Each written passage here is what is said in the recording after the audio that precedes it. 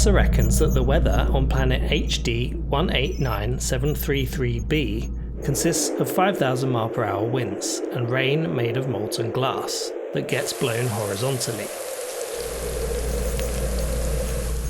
Probably best to avoid.